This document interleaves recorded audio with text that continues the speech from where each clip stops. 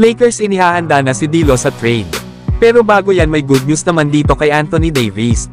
Matapos kasi na magtamo ito ng isang sprained left ankle sa first quarter, ay sinabi naman ni Davis sa kanyang naging post-game interview na okay naman daw ito.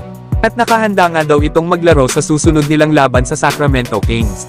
7 minutes nga lang na nakapaglaro si Davis laban sa Warriors.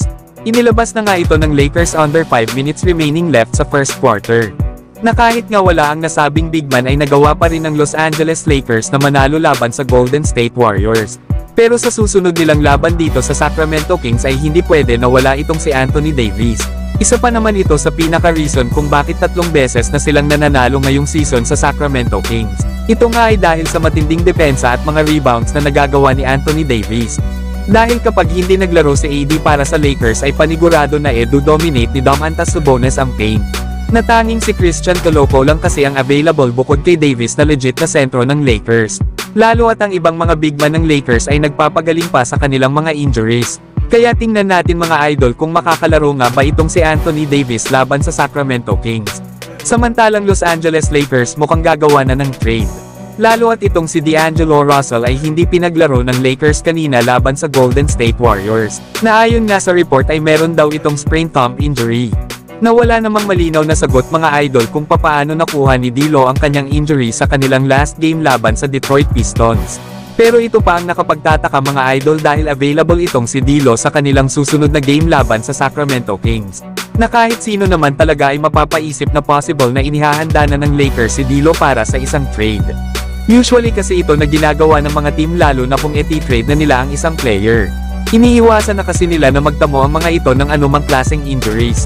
Na-invest kasi na matrade baka lalo pang hindi matrade dahil sa injury. Tingnan nyo na lang mga idol ang ginawa ng Miami Heat lalo at hindi na nila pinaglalaro itong si Jimmy Butler simula nang naging laban nila sa OKC Thunder.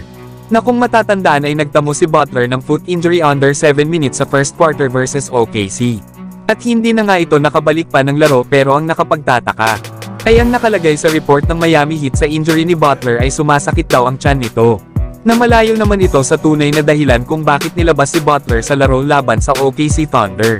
Nakalaunan ay may lumabas na report na nag-request na sa Miami itong si Butler ng trade. At ang pinaka-possible nga nitong mapuntahan ay ang Phoenix Suns kapalit ni Bradley Beal. Nasa case naman ni D'Angelo Russell bagamat una nang sinabi ng Los Angeles Lakers na hindi na sila willing na i-trade ito. Lalo at malaking tulong si D'Lo sa scoring ng kanilang bench unit na meron nga itong 12 points per game. Pero sa mga player kasi ng Lakers na dapat nilang i-trade ay ang kontrata talaga ni D'Lo ang isa sa mga possible nilang isama. Considering na nasa $18 million ang kanyang sahod ngayong season. At nasa huling taon na rin naman ito ng kanyang kontrata. Kaya possible na talaga itong i-trade ng Los Angeles Lakers. Lalo at sa ngayon ay binabalak ng kanilang kupunan na kumuha ng isang sentro. Na kahit wala din naman si D'Angelo Russell at itong si Anthony Davis kanina, ay nagawa pa rin ng Los Angeles Lakers na manalo sa Golden State Warriors. Pero kayo mga idol, ano ang masasabi nyo dito?